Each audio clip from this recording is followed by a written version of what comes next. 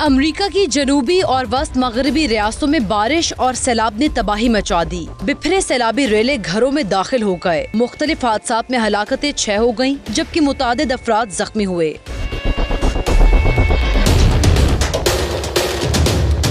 घरों में कई फीट तक पानी जमा होने की वजह से हजारों लोग नकल मकानी करने पर मजबूर हैं। बारिश और सैलाब से मुतासरा इलाकों में इमदादी कार्रवाइयाँ जारी हैं। नेशनल गार्ड्स लोगों को महफूज मकामात पर पहुँचा रहे हैं।